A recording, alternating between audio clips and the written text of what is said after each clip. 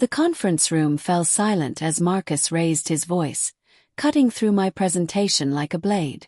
"We can't hear you, Sarah. Maybe try speaking like you actually want to lead this company someday."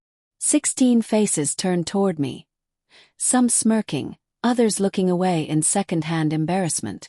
The nervous laughter that followed wasn't loud, but it was devastating. Each chuckle felt like a nail in my professional coffin. I felt the blood drain from my face, but I didn't flinch. I simply closed my portfolio, gathered my notes, and sat back in my chair. Not a word. Not a protest. Marcus thought he'd won something in that moment. He had no idea he'd just signed his own termination letter. Marcus Rivera hadn't always been cruel. When I first joined Sterling & Associates, he was brilliant. Sharp, focused, recently promoted to VP of Strategic Accounts. I was the quiet analyst with an unusual talent for landing impossible deals.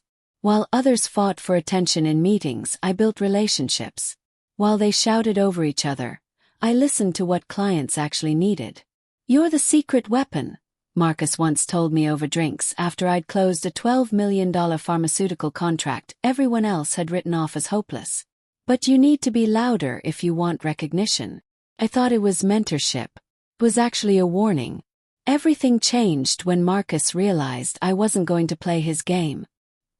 He wanted yes women who laughed at his mediocre jokes and repeated his half-baked strategies. He wanted credit for work he hadn't done and submission from people smarter than him. I gave him results instead. That became my crime. The erasure began subtly. My name disappeared from client call invitations. Budgets I'd meticulously crafted were presented under his signature. My performance reviews suddenly read, "Strong contributor but lacks executive presence." The irony was suffocating. He called me too agreeable, while systematically stealing my achievements. But Marcus made a crucial mistake. He assumed my silence meant compliance. While he was busy taking credit for my work, I was documenting everything. Every stolen project. Every redirected client relationship. Every instance where my strategies became his brilliant innovations. I wasn't just keeping my head down. I was building a war chest. For 8 months, I operated like a corporate spy in my own company. I cross-referenced every contract I'd negotiated, tracked renewal timelines, and maintained shadow copies of key reports. Most importantly, I listened. I heard the frustration in client voices when Marcus handled their accounts. I noted which CEOs specifically requested me, not the firm. I cataloged which accounts were growing tired of the internal politics and power plays. The picture became crystal clear. I hadn't just been closing deals. I'd been building an empire. And Marcus had been slapping his name on it.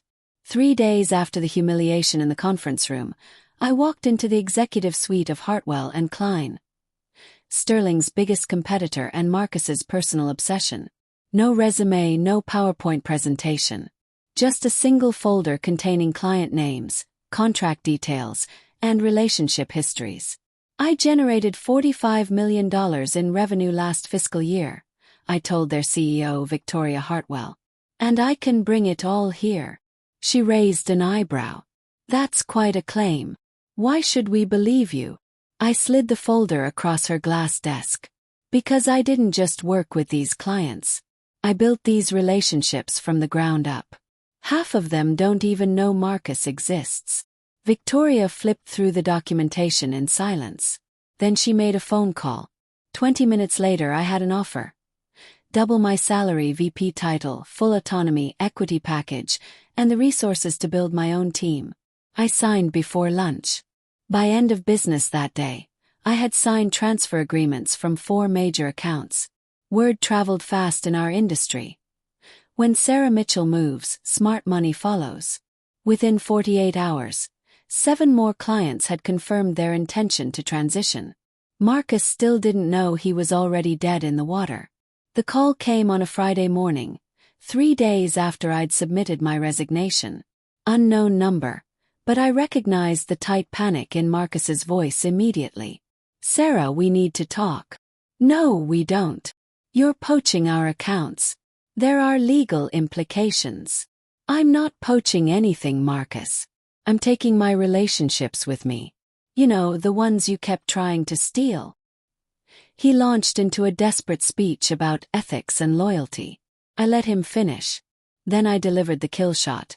When your boss calls you in an hour, don't bother lying. She already knows everything. Victoria Hartwell hadn't just hired me. She'd made a strategic move. The moment she saw my transition plan, she called Sterling's CEO directly. Suddenly, Marcus was fielding questions he couldn't answer. Why did their top performer quit without warning? Why were key accounts jumping ship? Why had their Q4 projections dropped $18 million overnight? The corporate vultures could smell blood from 2 floors away. Marcus appeared at my new office a week later, uninvited and looking smaller than I'd ever seen him. The confidence was gone, replaced by something that looked almost like fear. "I underestimated you," he said quietly. I looked up from my computer. "That's not news." He glanced around my corner office. Sleek, modern, my name etched in brushed steel on the wall. Behind the glass, my hand-picked team was already closing deals he'd never see coming. "You could have just talked to me," he tried one last time. I stood up slowly, walked to my door and held it open. "I did talk, Marcus. You just never learned how to listen." 6 months later, Marcus Rivera was quietly restructured out of Sterling and Associates. Last I heard, he was working account management at a mid-tier firm in Phoenix. Meanwhile, I'd been promoted to senior vice president and was featured on the cover of Industry Leaders magazine. The article's headline read, "The Power of Quiet Leadership." Now when I speak, whether in boardrooms or conference calls, people listen. Not because I got louder, but because I stopped asking permission to be heard. I learned that sometimes the most devastating response to humiliation isn't a scream. It's silence, followed by systematic destruction. And the beautiful thing about revenge served strategically. Your enemy never sees it coming until it's far too late to stop.